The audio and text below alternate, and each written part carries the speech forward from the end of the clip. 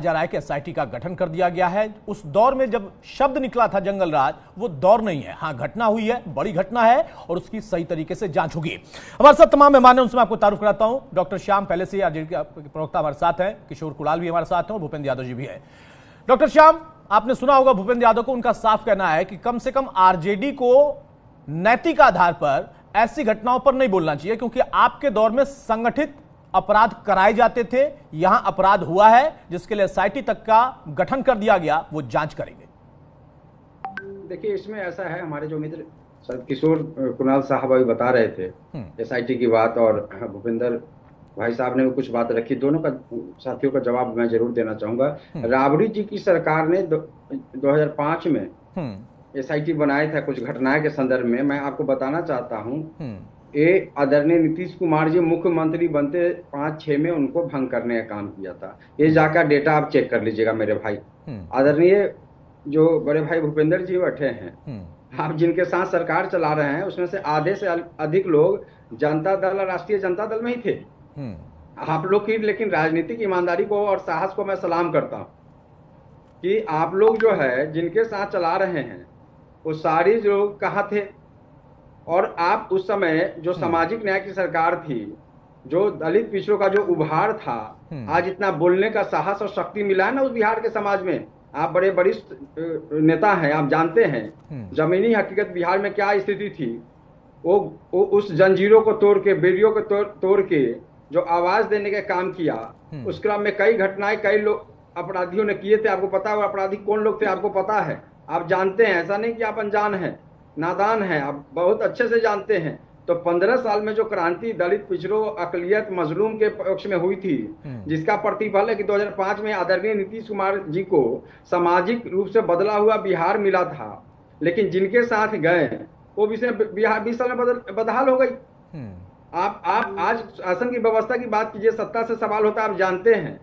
आज बिहार की दूसरे दूर के जिलों को रहने दीजिए, गांव को रहने दीजिए, पटना की घटना हो रही है, सिवान में घटना हर दिन हो रही है। अभी दलित बच्ची के साथ घटना हुआ। आप लोग का कितनी संवेदनहीनता का प्रमाण है कि पीएमसीएच में वेट करना पड़ रहा है। तो होना ही चाहिए था, घटना घटते हैं उसको तुरंत बुलाना चाहिए था। चाक चौबंद प्रशासन अगर होती, मुस्तैद होती, लेकिन चूंकि आपको मालूम हुआ इसमें सब सस्पेंड हो गए लोग, हमारे बड़े बड़े अधिकारी। क्या हुआ, बच्ची की जान बच गई क्या भाई साहब?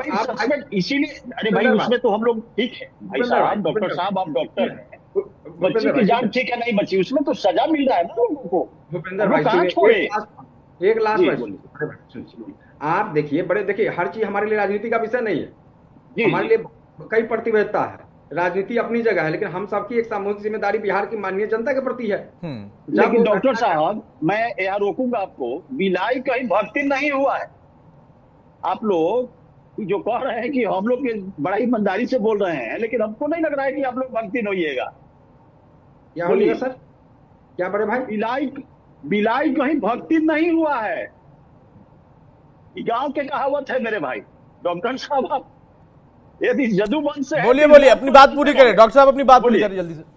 नहीं, बड़े भाई का सम्मान रखते हुए, भूपेंद्र भाई का सम्मान रखते हुए अपनी बात को बढ़ा रहा हूँ। आप देखिए कितना संवेदनहीनता का प्रमाण है कि पीएमसीएच में वेट करना पड़ा, इंतजार करना, करोड़ों अरबों खरबों का अस्पताल बनाने का जो पोस्टर बैनर लगाते हैं, मजलूम को न्याय नहीं मिलता है। मेरा सवाल ये उठाना, हम लोग मजलूम, अकलियत, पिछड़े के जो कमजोर लोग की ताकत और आवाज बनने का काम करते हैं। बात को समझिए, मैंने बार बार कहा कि हम लोग सिर्फ राजनीति को कुर्सी के दृष्टिकोण से नहीं देखते हैं, हम लोग का एक बड़ा दृष्टिकोण है और हम बिहार की जनता को न्याय देना चाहते हैं, उनको विकास के जो असली मापदंड पर लाना चाहते हैं। उसमें 20 साल में देखिए भूपेंद्र भाई, आप 20 साल से सरकार में है, जो जितने भी मानक है विकास पे, उस पर बिहार बहुत पिछड़ा हुआ है। आज भी सेम मतलब कि एजेंडा है जो 2005 में था। तो एक जिम्मेदारी बड़े भाई आप लोग को लेनी पड़ेगी, ये आपकी जिम्मेदारी बनती है।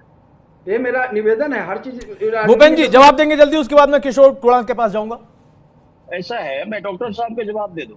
हमारे डॉक्टर साहब ने एक दो मामला में ये जो बताया, तो वो सब एक्सीडेंटियल होता है। देखिए अचानक कोई घटना घट जाए, यदि उसका हम लोग सुनवाई ना करें तो ये हमारे लिए दुखद है। लेकिन हमने तो एकदम जो है, हमारी सरकार जो है इतनी संवेदनशील है इस पर कि तुरंत वहां का जो है ना, जितने पदाधिकारी को है वो एक बोर्ड गठित करके वहां का सुप्रिंटेंडेंट को जो है ना सबको हटाया गया, जिसके जो थे ड्यूटी में, मुजफ्फरपुर में हो चाहे यहाँ पटना के पीएमसीएच में हो, ये हटाया गया। उनके ऊपर जांच चल रही है कि भाई आपने इतना संगीन अपराध को क्यों नहीं आपने ट्रीटमेंट किया। तो ऐसे ऐसे हम लोग पदाधिकारियों को भी सजा देने का काम करती है हमारी सरकार। हमारी सरकार किसी को बकसती नहीं है मेरे भाई। ये जो है ना आप वाली सरकार नहीं है डॉक्टर साहब। ये हो रहा है मर्डर तो होने दो, देख लेंगे। तो ये सब चीजें नहीं होती हमारी सरकार में। ये बदला हुआ बिहार है, आप लोग सपोर्ट करिए और इसी तरह विपक्ष में बैठ के एकदम क्वेश्चन उठाइए। आपका क्वेश्चन जायज है और हम लोग को सुधार करना जायज है मेरे भाई। पूरे बिहार की जनता इस चीज को समझती है और आप लोगों को 20 साल से इसलिए बाहर रखे हुए हैं कि आप लोग जो है ना हम लोग के विपक्ष में रखेगा तो हम लोग ठीक रहेंगे दोनों भाई, हम सत्ता में रहेंगे। आपको जो है ना कहना है एकदम जो है ना कहते रहिए और हम लोग जो है क्राइम पर अंकुश लगाते रहे। यही हमारी सरकार की मंशा है। ठीक बात है, ठीक बात है साहब, आप बुद्धिजीवी। ठीक है किशोर कुणाल साहब, सुशासन बाबू के सरकार में घटना हो रही बिहार में, ये नारा बनने लगा है, चलने लगा है। सवाल यह है कि चेहरा उनका होगा, नेतृत्व प्रधानमंत्री का भी मिलेगा, बहुत सारे बड़े नेता जाएंगे, तब वहां पर राजनीतिक मंचों पर इस घटना का, ऐसी तमाम घटनाओं का जवाब देना पड़ेगा। यहां अगर इस घटना को एक घटना माने, सिर्फ जैसा आप लोग कह रहे हैं कि हाँ प्लानिंग के साथ एक मर्डर हुआ है, उसकी हम तफ्तीश करेंगे और जबरदस्त प्रहार करेंगे, लेकिन फिर यह कहा जा रहा है कि यह साजिश भी है। अगर यह साजिश भी है, राजनीतिक साजिश भी है, इसका खुलासा अभी तक नहीं हुआ, तो भी आपके लिए चुनौती है। आपको नहीं लगता कि हाँ विरोधी सक्रिय हो गए? देखिए अतुल जी, सबसे पहले घटना चाहे पटना में हो या सुपौल में, घटना पटना के पौष इलाका में हो या सुपौल के सुबूर इलाका में हो, पुलिस की नजर में घटना का महत्व एक ही होता है। ये अलग बात है कि गोपाल प्रियंका जी टाइकून थे, बिजनेस टाइकून थे, और उनका जाना कहीं ना कहीं एक बड़े बिजनेस डोमेन में डर और भय का माहौल बनाया है। और हमारी यह जिम्मेदारी बनती है कि कठोर कार्रवाई के द्वारा उनके डर को बाहर निकाला जाए और पहले से जो बिहार का चलता हुआ बढ़ता हुआ बिहार था, उस माहौल को पुनः उज्जीवित किया जाए। जहां तक सुशासन बाबू के ट्रैक रिकॉर्ड की बात है, तो डॉक्टर श्याम साहब से मैं कहूंगा कि आप स्टडी कीजिए, अध्ययन कीजिए। डीजीपी बिहार ने पिछले महीने 16 जून को एक डेटा रिलीज किया है, जिसमें बिहार में होते हुए अपराध का ट्रेंड दिखाया गया है। बाद के दिनों में 12 तारीख को पटना एसएसपी ने भी इसी तरह का डेटा एक रिलीज किया है, जिसमें बिहार के अपराध को दिखाया गया है। उन डाटा को जब आप स्टडी करेंगे तो उसमें पिछले 5-6 साल में बिहार में किस प्रकार से अपराध का दर गिरा है, किस तरह से सुशासन का साम्राज्य कायम हुआ है, सुशासन का राज्य कायम हुआ है, उसका अध्ययन आप कर सकते हैं। अगर उसमें कुछ आपको लगता हो कि मैनिपुलेटेड डेटा है, कोर्ट है, पब्लिक जनता का अदालत है, आप जा सकते हैं। लेकिन किसी बिना आरोप के, किसी बिना आधार के अगर आप सुशासन को जंगलराज बताने का प्रयास करेंगे तो बिहार की जनता समझदार है, बिहार की जनता मैच्योर है, परिपक्व है, और वह आपको सटीक जवाब देने का काम करेगी। जहां तक डॉक्टर साहब बोल रहे थे सामाजिक न्याय वगैरह की बात, तो मैं इनको याद दिला दूं कि 64% आबादी वाला पिछड़ा और अति पिछड़ा विभाग के लिए आपके पास कोई विभाग नहीं था 90 से लेकर 2006-05 तक। आपको मैं बता दूं, अति पिछड़ा समाज को आपने पचफोरना और पचकर्मा करके क्या क्या करके उसका मिसिलाइज किया। आपको मैं बता दूं, अल्पसंख्यक समाज जो बड़ी आबादी थी, जिसके लिए आपने विभाग तो बनाया लेकिन उसके लिए अधिकारी की नियुक्ति नहीं की। आपको ये भी पता होना चाहिए 3 करोड़ का एनुअल बजट था, 3 से 4 करोड़ का बजट था जब आपने सत्ता, बिहार की जनता ने आपको सत्ता से हटाया था।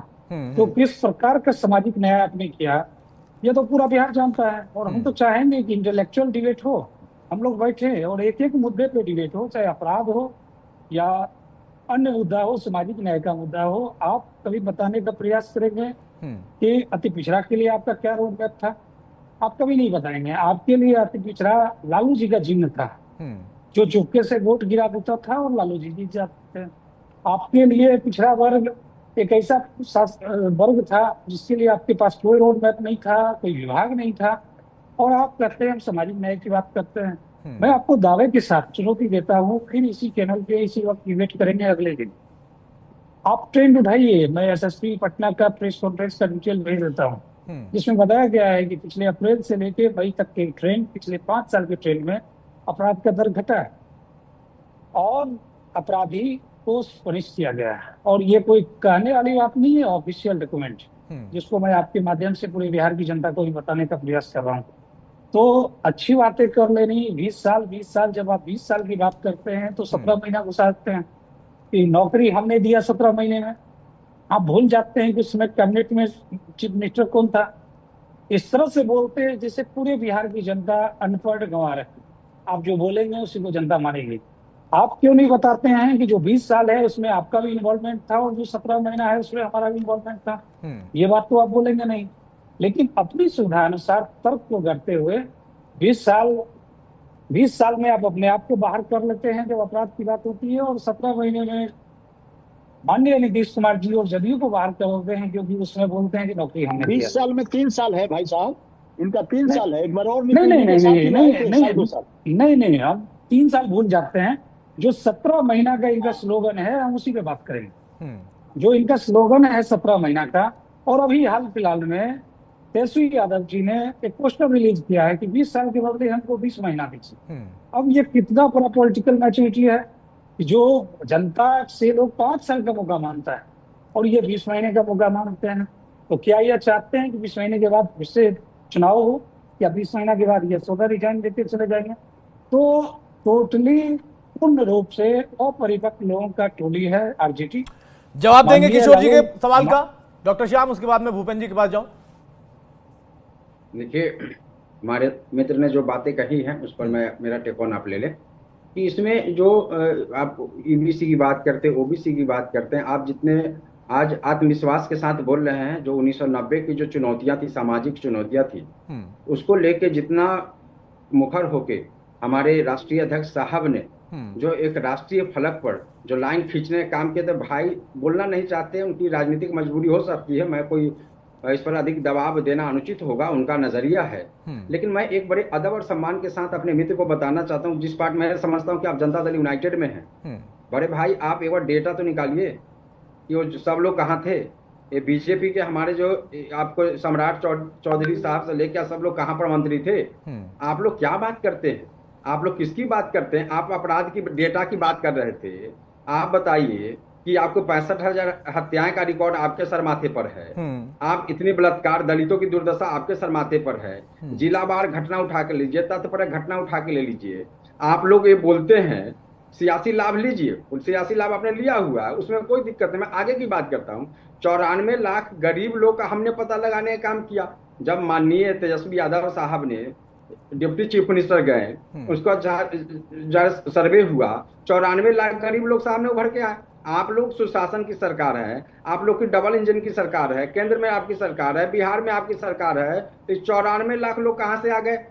आप लोग का जो नजरिया सुशासन का क्या है मैं बताता हूं, सुन लीजिए, आप रखिएगा अपनी बात कि आप लोग का नजरिया सिर्फ और सिर्फ क्या है। चीजों को प्राइवेटाइज कीजिए, 5 किलो राशन दीजिए, ठोस नौकरी नहीं दीजिए, युवाओं को नौकरी नहीं दीजिए। आप लोग का नजरिया, हम सामाजिक लोकतंत्र को मजबूत करना चाहते हैं। हम चाहते हैं कि समाज में बराबरी आए। और आज जिस आप जो बिहार की राजनीति बदली है, उसकी तासीर आई है, और किसी की देन है, तो उस व्यक्ति का नाम है लालू प्रसाद यादव।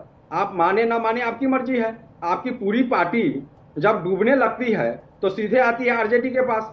जब बीजेपी से परेशान हो जाती है, जो कहती है कि अब हम लोग फिर नहीं जाएंगे।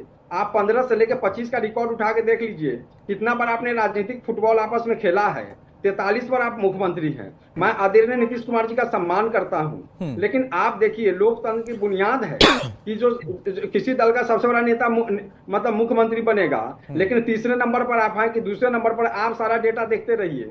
आपका लो कॉन्फिडेंस के कारण बिहार की जनता भुगत रही है। और पूरा डेटा जो सामाजिक लोकतंत्र हमने बना के 2005 में दिया था, हमें लगा था कि आप सुशासन के नाव पर आगे चलेंगे, लेकिन कुशासन के नाव से उतर रहे हैं। आप लोग के आत्मविश्वास को मैं सलाम करता हूं। इतना सब होने के बावजूद भी किस कॉन्फिडेंस से आप लोग बोल रहे हैं? आज तो आप बोलते, आप सही बात बोलते, आप भाई साहब ये बोल नहीं रहे, आप नैतिक जिम्मेदारी ले नहीं रहे, संवैधानिक जिम्मेदारी ले नहीं रहे हैं। आपकी पकड़ ढीली हो रखी है प्रशासन पर, क्योंकि वहां जो शराब माफिया है, बालू माफिया है, उनकी पकड़ मजबूत है, ऐसा लगता है।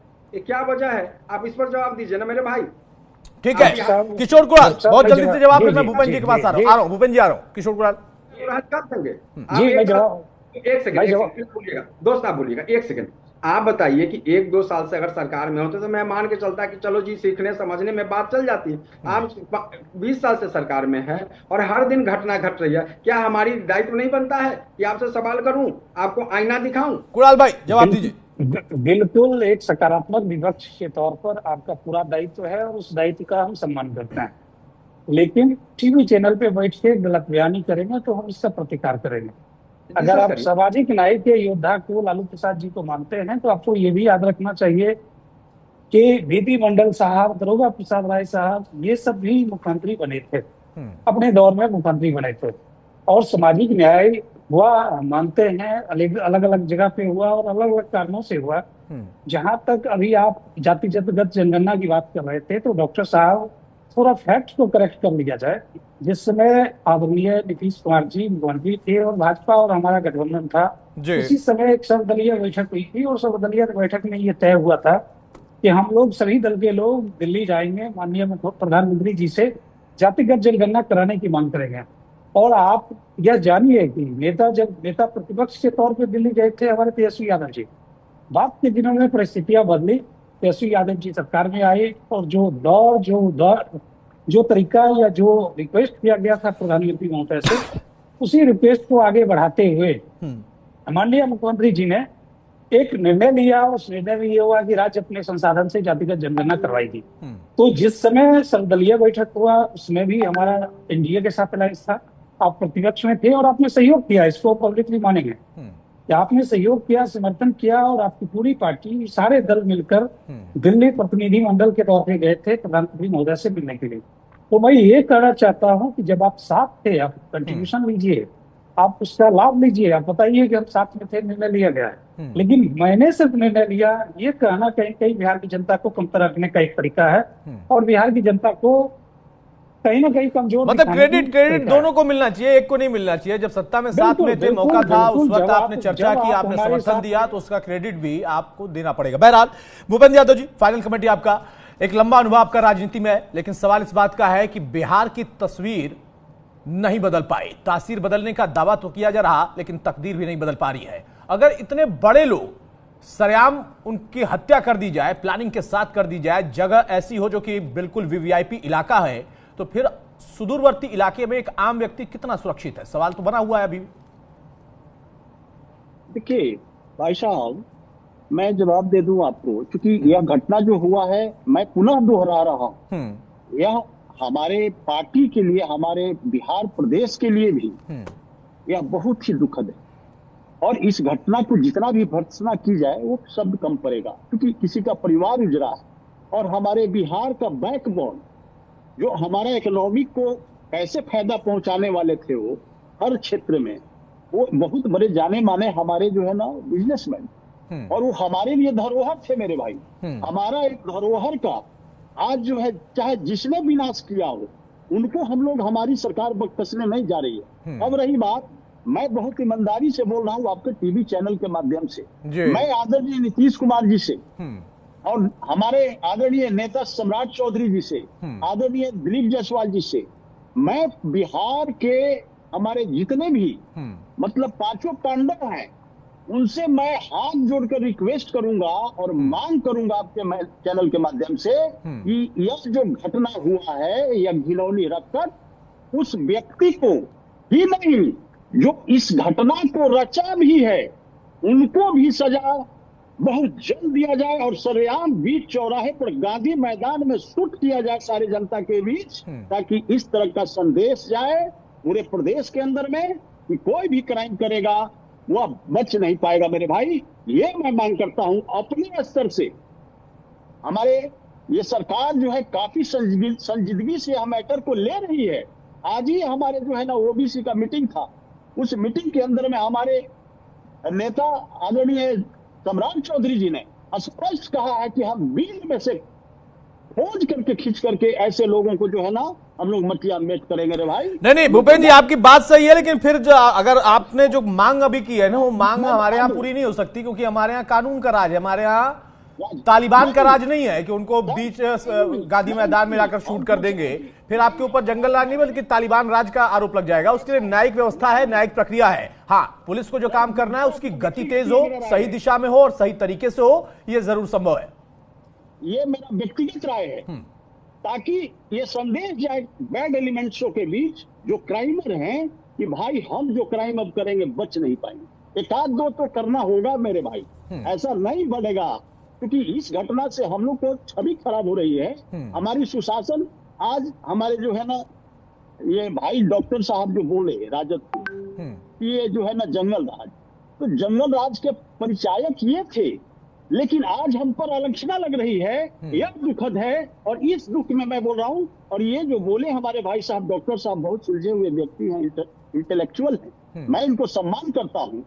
इन्होंने कहा कि 2005 के बाद जो है ना हम लोग सब कुछ सुधार के दिए थे, तो मैं इनको बता दूं कि 2005 के बाद जब हमारी डबल इंजन की सरकार बनी आदरणीय नीतीश कुमार के नेतृत्व में, तो उस समय 50,000 बैड एलिमेंट्स जो आईपीएफ, माले, भूमि सेना, कौन कौन सेना हुआ करता था, सारे क्रिमिनल को 50,000 लोगों को हमारी आदरणीय नीतीश कुमार और डबल इंजन की सरकार ने जेल में बंद करके उनको सजा दिलाने का काम कर रहा है। और 1,20,00,000 बेरोजगार महिलाएं को मतलब जीविका के माध्यम से जोड़ करके जो है ना उनको रोजगार दिया, और रोजगार दे करके ये सारे क्रिमिनलाइज को बंद किया मेरे भाई। तो ये हमारे सुशासन का देन है मेरे भाई। ये जो बोल रहे हैं डॉक्टर साहब कि हमने सुधार के दिया, तो नहीं, इनके रीजन में ऑर्गेनाइज क्राइम होता था मेरे भाई। ठीक बात है, लेकिन देखिए, और चाहे संगठित अपराध हो, ऑर्गेनाइज क्राइम हो या फिर इस तरीके का अपराध हो, अपराध पे ही लगाम लगाने के लिए जनता चुनाव करती है या बदलाव करती है। बदलाव किया है, आपको भी मौका मिला है, साझा सरकार में है, लेकिन फिर भी अगर घटना हुई है तो इस पर सवाल भी उठेंगे, विपक्ष भी सवाल पूछेगा, ये उसकी जिम्मेदारी है।